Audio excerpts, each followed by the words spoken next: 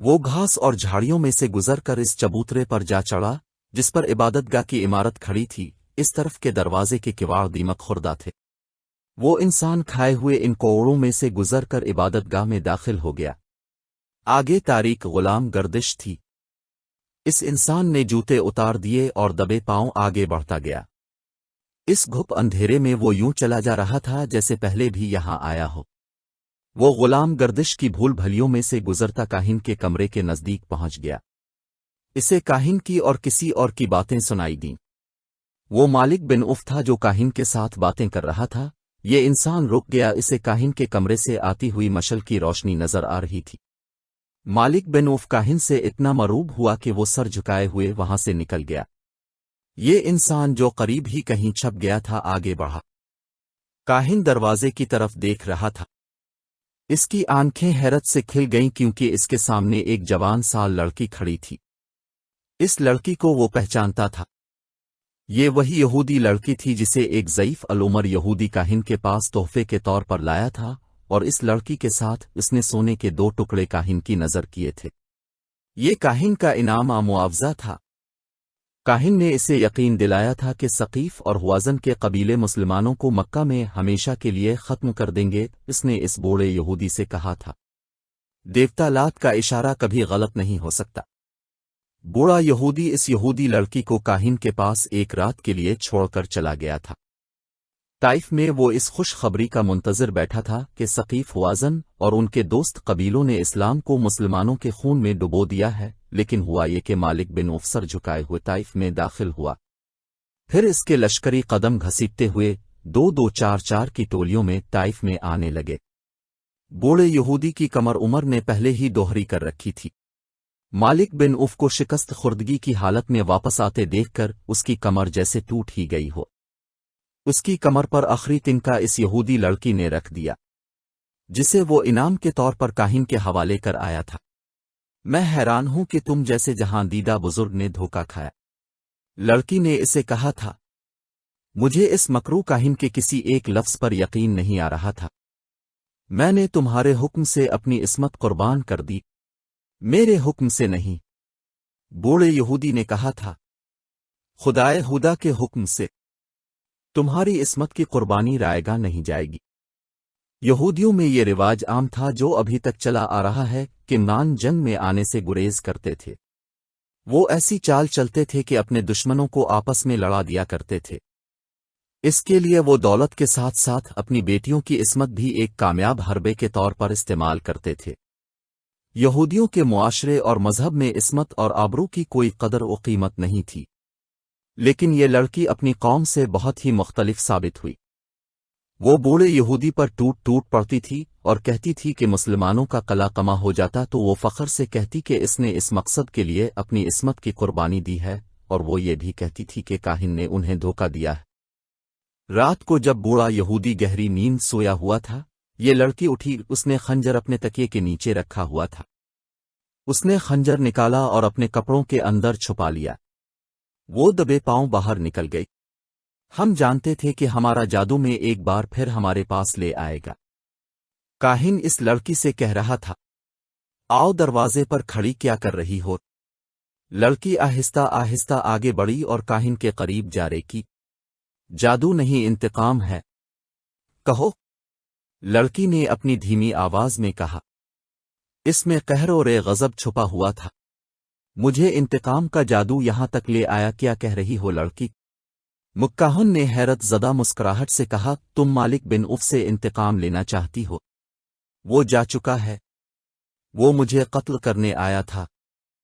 کیا کوئی انسان اتنی جرت کر سکتا ہے کہ لات کے کاہن کو قتل کر دے؟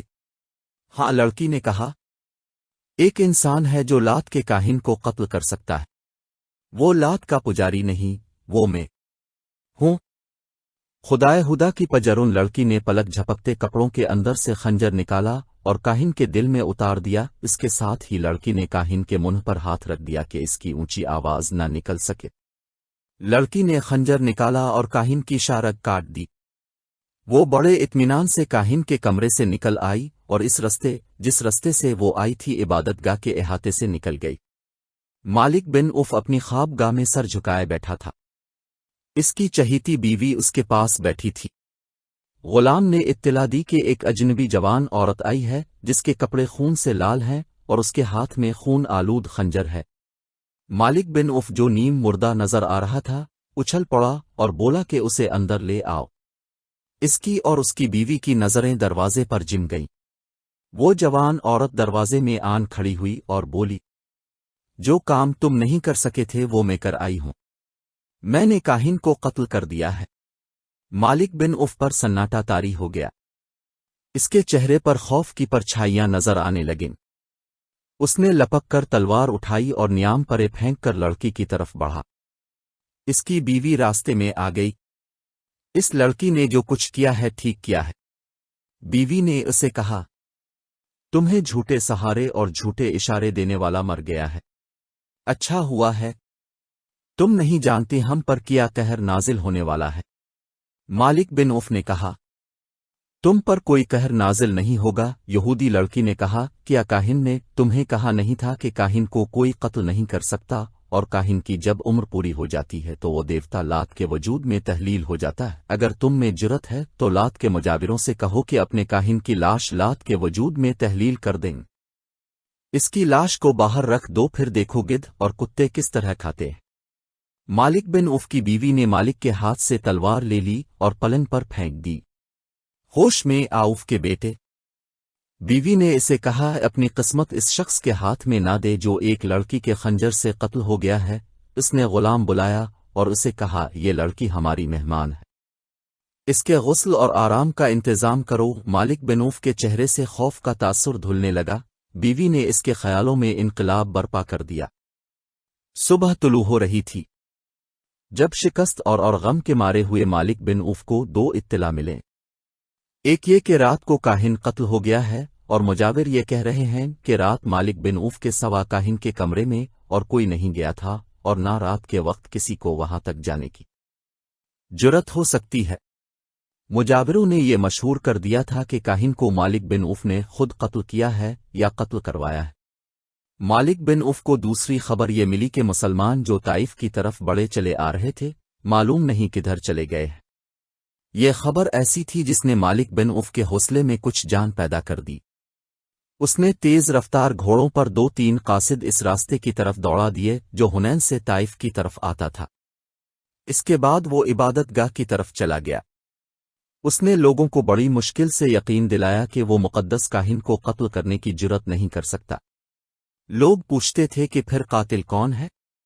مالک بن عوف نے کہا کہ وہ قاتل کا سراغ جلد ہی لگا لے گا۔ وہ یہودی لڑکی کو سامنے نہیں لانا چاہتا تھا۔ اس نے لوگوں کی توجہ ادھر سے ہٹا کر مسلمانوں کی طرف کر دی جو طائف کو محاصرے میں لینے کے لیے بڑے آ رہے تھے۔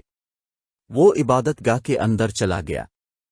اس نے مجاوروں کے ساتھ کسی طرح معاملہ طے کر لیا۔ غلات کے پجاریوں ایک بوڑھے مجاور نے باہر آ کر لوگوں کے ہراساں ہجوم سے کہا، ہمارے مقدس کاہن کو کسی نے قتل نہیں کیا، وہ دیوتا لات کے وجود میں گھل مل گیا ہے۔ دیوتا لات کے حکم سے اب میں کاہن ہوں۔ جاؤ اپنی بستی کو اس دشمن سے بچاؤ جو بڑا چلا آ رہا ہے۔ مالک بن عوف جب اپنے گھر پہنچا تو کچھ دیر بعد اس کے بھیجے ہوئے قاصد واپس آ گئے۔ انہوں نے اسے بتایا کہ اس راستے پر جو طائف کی طرف آتا ہے اس پہ مسلمانوں کا نام و نشان بھی نہیں ہے۔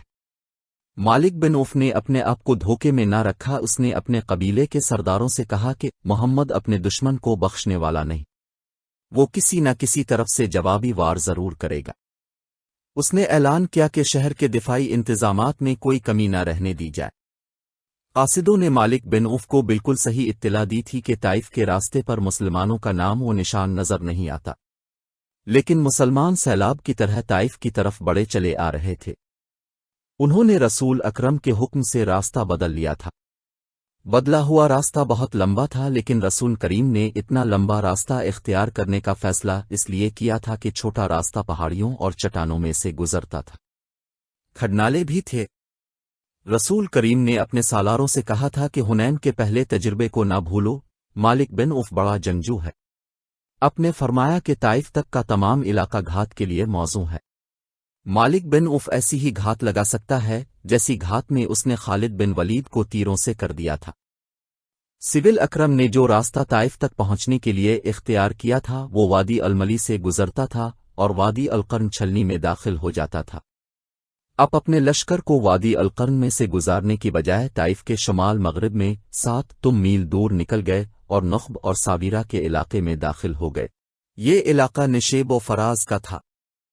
इसमें पहाड़ियां और चट्टानें न होने के बराबर थीं। मुजाहिदीन का ये लश्कर 5 फरवरी 630-15 शव्वाल 8 हिजरी के रोज़ ताइफ के गिरदोनवा में इस समत से पहुंचा जो ताइफ वालों के वहम व गुमान में भी नहीं वजह थी। मुजाहिदीन इस्लाम का कोच बड़ा ही तेज था। हरावल में बन्नू सलीम थे जिनके कमांडार खालिद बिन वलीद थे। तवक्कुआत के ऐन मुताबिक ताइफ तक दुश्मन कहीं भी नजर न आया। इसकी थी कि जैसा कि मौरखीन ने लिखा है कि मालिक बिन उफ अब खिले मैदान में लड़ने का खतरा मोल नहीं ले सकता था। हुनैन के मरके में ज्यादातर नुकसान बन्नू हुआजन का हुआ था। तकिस्ला सकीफ लड़ा था लेकिन जो टुकर बन्नू हुआजन ने ली थी वो बन्नू सकीफ को लेने का मौका नहीं मिला था। फिर भी सकीफ पसपा हो आए थे। रसूल करीम अलिफ इस खतरे से बेखबर नहीं थे कि अहल सकीफ ताज़ा दम हैं और वो अपने शहर के दिफा में लंबे अरसे तक लड़ेंगे। मालूम नहीं ये किसकी गलती थी कि मुसलमान शहर की दीवार के खतरनाक हद तक करीब जा रुके। वहां वो पड़ाव करना चाहते थे। अचानक अहले सकीफ दीवारों पर नमूदार हुए और उन्होंने मुसलमानों पर तीरों का मीन बरसा दिया। बहुत से मुसलमान जख्मी और बहुत से शहीद हो गए। मुसलमान पीछे हट आए। रसूल करीम ने अबू बकर सिद्दीक को मुहासरे का कमांडर मुकर्रर किया। हज़रत अबू बकर सिद्दीक ने बड़ी तेजी से शहर का मुहासरा मुकम्मल कर लिया। उन्होंने उन रास्तों पर ज्यादा नफरी के दस्ते रखे जिन रास्तों से दुश्मन का फरार मुमकिन था। शहर का दिफा बड़ा मजबूत था। कबीला सकीफ पूरी तरह तैयार था। मुसलमान तीर अंदाजी के सवा और कोई कार्रवाई नहीं कर सकते थे। मुजाहिदीन ने यहां तक बेखूफी के मुजाहरे किए कि शहर की दीवार के करीब जाकर अहल सकीफ के उन तीर अंदाजों पर तीर फेंके जो दीवारों पर थे। चूंकि वो दीवारों पर थे और उन्हें ओट भी मुयस्सर थी, इसलिए इनके तीर मुसलमानों का ज्यादा नुकसान करते थे। मुसलमान तीर अंदाजों के झकेश आगे बढ़ते और पीछे हट आते थे। मुसलमानों के जख्मियों में बड़ी तेजी से इजाफा हो रहा था। मुहासरे के कमांडर अबू बकर सिद्दीक के अपने बेटे अब्दुल्ला बन्नू सकीफ के तीरों से शहीद हो गए। 5 दिन इसी तरह गुजर गए। तारीख इस्लाम की मशहूर व मरूफ शख्सियत सलमान फारसी लश्कर के साथ थे। जंग खंदक में मदीना के दिफा के लिए जो खंदक खोदी गई थी वो सलमान फारसी की जंगी दानिश का कमाल था। इससे पहले अरब खंदक के तरीका दिफा से नावाकिफ थे। अब सलमान फारसी ने देखा कि मुहासरा कामयाब नहीं हो रहा तो उन्होंने शहर पर पत्थर फेंकने के लिए एक मंजनीक तैयार करवाई लेकिन ये कामयाब ना हो सकी। सलमान फारसी ने एक दबाबा तैयार करवाई। ये लकड़ी या चमड़े की बहुत बड़ी ढाल होती थी जिसे चंद आदमी पकड़कर आगे आगे चलते थे। खुद उसकी ओट में रहते थे और उसकी ओट में बहुत से आदमी कले के अंदर चले जाते थे। सलमान फारसी ने जो दबाबा तैयार करवाई वो गाय की खाल की बनी हुई थी। एक जैश इस दबाबा की ओट में शहर के बड़े दरवाजे तक पहुंचा। ऊपर से आने वाले तीरों की तमाम बोछेड़ी दबाबा में लगती रहीं, लेकिन दियाबा जब अपनी ओट में जैश को लेकर दरवाजे के करीब पहुंची तो दुश्मन ने ऊपर से दहकते हुए अंगारे बढ़िए और लोहे के लाल सुर्ख टुकड़े दबाबा पर इतने फेंके कि खाल की दबाबा तीर रोकने के काबिल ना रही, क्योंकि ये कई जगहों से जल गई थी। दबाबा चूंकि अरबों के लिए एक नई चीज थी जो पहले ही इस्तेमाल में बेकार हो गई थी, इसलिए वो इसे वहीं फेंक कर पीछे दौड़े। अहल सकीफ ने उनके ऊपर तीर बरसाए जिससे कई एक मुजाहिदीन जख्मी हो गए। 10 दिन और गुजर गए। मुहासरे और दिफा की सूरत यही रही कि मुसलमान तीर बरसाते हुए आगे बढ़ते थे और तीर खाकर पीछे हट आते थे। बन्नू सकीफ पर इसका असर यह हो इका उन पर मुसलमानों की बेजिगरी और बेखूफी की दहशत तारी हो गई। यही वजह थी कि उन्होंने किसी तरफ से बाहर आकर मुसलमानों पर हमला करने की कोशिश न की। आखिर एक रोज रसूल अल्लाह तुम ने अपने सालारों को इकट्ठा किया और बताया कि मुहासरे की कामयाबी की कोई सूरत नजर नहीं आती। अब हमने सालारों से मशवरा तलब किया कि क्या किया जाए। हजरत अबू बकर और हजरत उमर ने कहा कि मुहासरा उठा लिया जाए और मक्का को कूच का हुक्म दिया जाए। खुद रसूल करीम उन तुम मुहासरा उठाने के हक में थे, جس کی وجہ یہ تھی کہ ملکہ کے انتظامات اب کی توجہ کے محتاج تھے۔ مکہ چند ہی دن پہلے فتح کیا گیا تھا۔ خطرہ تھا کہ طائف کا محاصرہ طول پکڑ گیا تو مکہ میں دشمن کو سر اٹھانے کا موقع مل جائے گا۔ 30 فروری 630 4 ذیقعدہ 8 ہجری کے روز محاصرہ اٹھا لیا گیا۔ محاصرہ اٹھانے کا اثر اہل ثقیف پر کچھ اور ہونا چاہیے تھا، لیکن ان پر اس قسم کا خوف طاری ہو گیا کہ مسلمان جو اب جا رہے ہیں معلوم نہیں کہ کس وقت لوٹ آئیں اور شہر پر یلغار کر کے شہر کی اینٹ سے اینٹ بجا دیں۔ خود مالک بن اوف کی سوچ میں انقلاب آ چکا تھا۔ کاہن کی جھوٹی پیش گوئی اور مرکہ حنین میں مسلمانوں کی ضرب کاری نے اسے اپنے عقیدوں پر نظر ثانی کے لیے مجبور کر دیا تھا۔ مسلمان 26 فروری کے روز جارانہ کے مقام پر پہنچے جہاں رسول کریم نے مال غنیمت اکٹھا کرنے کا حکم دیا تھا۔ اس مال غنیمت میں 6000 عورتیں اور بچے تھے اور ہزارہ اونٹ اور بھیڑ بکریاں بھی تھیں۔ فوجی ساز و سامان کا انبار تھا۔ رسول کریم نے دشمن کی عورتوں، بچوں اور جانوروں کو اپنے لشکر میں تقسیم کر دیا۔ مجاہدین کا لشکر جرانہ سے ابھی چلانا تھا کہ قبیلہ ہوازن کے چند ایک سردار رسول کریم ملا لیا ہر کام کے حضور پہنچے اور یہ اعلان کیا کہ ہوازن کے تمام تر قبیلے نے اسلام قبول کر لیا ہے۔ اس کے ساتھ ہی ان سرداروں نے رسول کریم سے درخواست کی کہ ان کا مال غنیمت انہیں واپس کر دیا جائے۔ رسول کریم نے ان سے پوچھا کہ انہیں مال غنیمت میں سے کون سی چیز سب سے زیادہ عزیز ہے؟ اہل و عیال اموال؟ سرداروں نے کہا کہ ان کی عورتیں اور بچے انہیں واپس کر دیے جائیں اور باقی مال غنیمت مسلمان اپنے پاس رکھ لے۔ رسول کریم نے مجاہدین کے لشکر سے کہا کہ بنو ہوازن کو ان کی عورتیں اور بچے واپس کر دیے جائیں۔ تمام لشکر نے عورتیں اور بچے واپس کر دیے۔ بنو ہوازن کو توقع نہیں تھی کہ رسول کریم اس قدر فیاضی کا مظاہرہ کریں گے۔ مجاہدین کا لشکر اپنے حصے میں آیا ہوا مال غنیمت واپس کر دیں گے۔ مسلمانوں کی اس فیاضی کا اثر یہ ہوا کہ قبیلہ ہوازن نے اسلام کو دل و جان سے قبول کر لیا۔ ہوازن کے سردار اپنے اہل و عیال کو اپنے ساتھ لے کر چلے گئے۔ مسلمانوں کی فیاضی کے اثرات طائف تک پہنچ گئے۔ مسلمان ابھی بجرانہ میں ہی تھے کہ ایک روز مالک بن اوف مسلمانوں کی خیمہ گاہ میں آیا اور رسول کریم کے حضور پہنچ کر اسلام قبول کر لیا۔ دیوتا لات کی خدائی ہمیشہ کے لیے ختم ہو گیا تھا۔ مسلمان ایک عظیم جنگی طاقت بن گئے تھے، لیکن اسلام کا فروغ اس جنگی طاقت کی وجہ سے نہ تھا، بلکہ اسلام میں ایسی کشش تھی کہ جو کوئی بھی اللہ کا یہ پیغام سنتا تھا وہ اسلام قبول کر لیتا تھا۔ مسلمانوں نے اپنے جاسوس دور دور تک پھیلا رکھے تھے۔ 630 اشاریہ میں جاسوسوں نے مدینہ آ کر رسول اکرم علیہ السلام کو اطلاع دی کہ رومی شام میں فوج کا بہت بڑا اجتماع کر رہے ہیں، جس سے ظاہر ہوتا ہے کہ وہ مسلمانوں سے ٹکر لینا چاہ رہے ہیں۔